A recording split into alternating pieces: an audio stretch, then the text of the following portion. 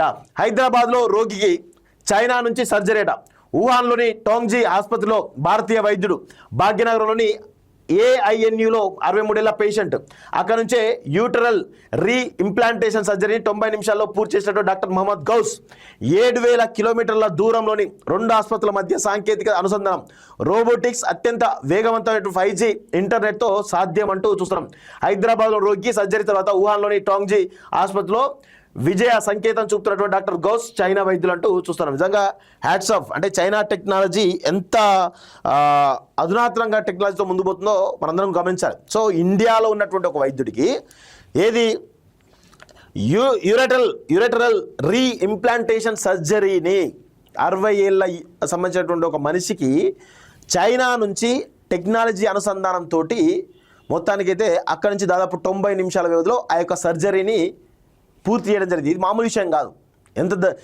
చాలా అంటే చైనా యొక్క అత్యాధునికమైనటువంటి టెక్నాలజీకి ఇది నిదర్శనంగా కనబడుతుంది. సో రేపు ప్రపంచంలో ఎక్కడ సర్జరీలు పూర్తి చేయాలన్నా సో ఇట్లా అడ్వాన్స్డ్ డాక్టర్లతోటి పూర్తి చేసే అవకాశం అయితే చాలా స్పష్టంగా కనబడుతూ ఉంది. సో ఇది మామూలు విషయం కాదు. ఆధునిక వైద్య సాంకేతిక దేశాల మధ్య దూరాన్ని చెరిపిస్తుంది. సర్జరీలకు సరిహద్దులు ఉండవని వైద్య నిపుణులు నిరూపించారు. ఎక్కడో 7,000 కిలోమీటర్ల పైగా దూరాన చైనాలోని వుహాన్ నగరంలో ఉన్నటువంటి ఓ భారతీయ వైద్యుడు ఇక్కడ హైదరాబాద్లోని Asian institute of nephrology and urology ఆసుపత్రిలోని పేషెంట్కు క్లిష్టమైనటువంటి రోబోటిక్ శస్త్రచికిత్స చేసి ప్రాణాలు కాపాడమే ఇందుకు రుజువు. అత్యాధునికమైన రోబోటిక్ టెక్నాలజీ, వేగవంతమైనటువంటి 5G ఇంటర్నెట్ సదుపాయంతో ఈ శస్త్రచికిత్స నిర్వహించారు. హైదరాబాద్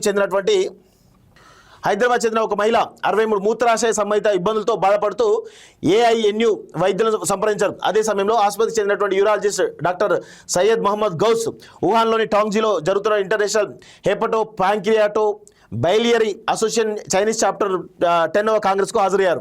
సో ఆ సదస్సులో కొత్తగా వచ్చినటువంటి రోబోటిక్ టెక్నాలజీ ఎంత బాగా పనిచేస్తుందో అక్కడికి వచ్చినటువంటి వైద్య నిపుణులందరికీ చూపించడానికి లైవ్గా 26 ఆపరేషన్లు చేశారట. వాటిలో 5 అక్కడ నుంచి విదేశాల్లో ఉన్న పేషెంట్లకు చేసినవి. ఈ 5 ఒకటి డాక్టర్ సయ్యద్ మహమ్మద్ గౌస్ చేసినటువంటి యూరెటరల్ రీ ఇంప్లాంటేషన్ సర్జరీ అంటూ చూస్తున్నాం. సో ఏ విధంగా శస్త్రచికిత్స జరిగింది ఏంటి అనేది ఒకసారి చూస్తే వుహాన్లోని టోంగ్జీ ఆసుపత్రి వైద్య బృందం, డాక్టర్ గౌస్, ఇక్కడ హైదరాబాద్ వైద్యులు అంతా కలిసి సమన్వయంతో ఈ సర్జరీ నిర్వహించారు. శస్త్రచికిత్సకు ముందు 2 నగరాల్లోని వైద్యులు రోగి వైద్య చరిత్ర, స్కానింగ్ నివేదికలు క్షుణ్ణంగా పరిశీలించారు.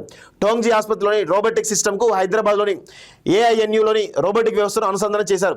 రోబోటిక్ చేతుల కదలికలకు సంబంధించిన మార్గదర్శకాలు ముందుగానే రూపొందించారు. తర్వాత హైదరాబాద్ వైద్యులు రోగికి మత్తుమందు ఇచ్చి ఆపరేషన్ థియేటర్కు రోబోటిక్ పరికరాలు సిద్ధం చేశారు. రోబోటిక్ వ్యవస్థలో అమర్చినటువంటి అత్యాధునికమైనటువంటి 3D కెమెరాలు ఇక్కడి దృశ్యాలను వుహాన్లోని డాక్టర్ గౌస్కు ప్రత్యక్ష ప్రసారం చేయడం ప్రారంభించాయి. అక్కడ ఆయన ఒక ప్రత్యేక కన్సోల్ వద్ద కూర్చొని రోబోటిక్ చేతులు నియంత్రిస్తూ హైదరాబాద్లోని రోగికి శస్త్రచికిత్స విజయవంతంగా నిర్వహించారు. 5G నెట్వర్క్ సాయంతో కేవలం 200 మిల్లీ సెకండ్లోనే ఆదేశాలు చేరడంతో రోబోటిక్ చేతులు వైద్యుడి చేతి కదలికలు వెంటనే అనుసరించాయి. దీంతో ఆపరేషన్ అత్యంత ఖచ్చితత్వంతో సాగిందని, 90 నిమిషాల్లో పూర్తయిందని వైద్యులు తెలిపారు. అత్యవసర పరిస్థితులు ఏర్పడితే సర్జరీని కొనసాగించిన వీలుగా శస్త్రచికిత్స జరుగుతున్నంతసేపు హైదరాబాద్ వైద్య బృందం ఆపరేషన్ థియేటర్లోనే ఉంది.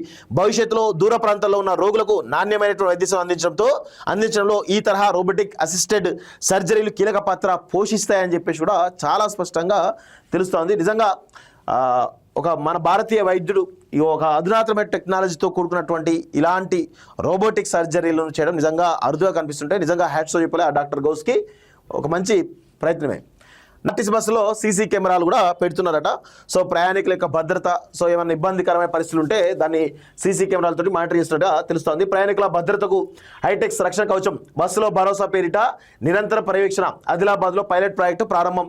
సో ఆర్టీసీ ప్రయాణికుల రక్షణకు ప్రభుత్వం కీలక నిర్ణయం తీసుకుంది. ప్రయాణికులకు రక్షణ కల్పిస్తూ ప్రశాంతమైన వాతావరణంలో తమ గమ్యస్థానానికి చేరుకునేలా బస్సులో అత్యధికమైనటువంటి సీసీ కెమెరాల నిఘా వ్యవస్థ ఏర్పాటుకు శ్రీకారం చుట్టింది. పోలీస్ శాఖతో సమన్వయం చేసుకుంటూ బస్సులో భరోసా పేరిట సరికొత్త హైటెక్ టెక్నాలజీ సంబంధించినటువంటి కెమెరాలతోటి మొత్తానికైతే ఇన్స్టాల్ చేసినట్టుగా చాలా స్పష్టంగా అర్థమవుతుంది. సో ప్రయోగాత్మకంగా నిర్వహిస్తున్నారు, మంచిదే.